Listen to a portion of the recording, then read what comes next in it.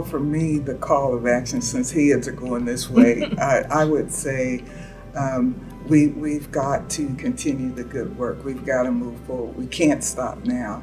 No matter how slow the train is moving, it's moving. And the women are in the train. And so we have an opportunity to make a difference from generation to generation.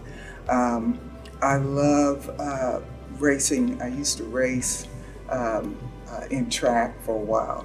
And when we had the baton, you had to put the baton behind and you'd run and somebody had to grab it from behind.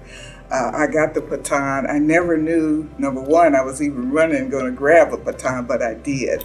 But now that we have this opportunity to express it, I think it's important to get beyond your fears and your doubts and just grab the baton. Learn what you can and keep it moving.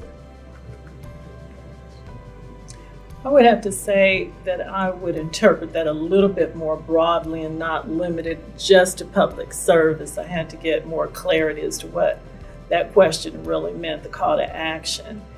And what would I tell young ladies as they prepare for their life, whatever course of action or occupation they seek, is to prepare and look at what you're passionate about. As I said earlier, I knew by the time I left grade school, because of the impact of what I saw every night with the civil rights actions and what was happening with the courts. It was the courts that ordered Dr. King released from jail. It was the courts that said, yes, you have a right to boycott, and you have a right to first class accommodations. I'm saying, I think I could do that. So that left a lasting impact on me. And then looking at who was in Congress at that time, and they were basically Caucasian males. I can remember some of them calling African Americans or Negroes, as we refer to, niggers in the well of the Senate, and how things have changed. So while it wasn't necessarily in my mind at the time to run for office, I would tell young women in whatever field they choose to pursue, keep your options open. Study, try to talk to other people who you may admire. Read, have different experiences, and then follow your passion. It may not be an elected office, but for a strong community, we need people of all types and all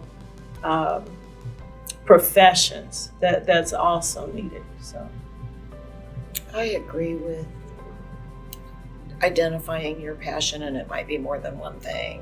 Mm-hmm. But it's so important to your quality of life to immerse yourself in things that you really care about. And again, to the issue of having courage and the strength and fortitude to keep moving toward your goal, but set goals, even if they're small, so that they're attainable. And for me, it's been very valuable, and I think would be valuable to any person, young person. Find your people and that support you, love you, and care about what you're trying to achieve, and keep those people around you and do the same for them.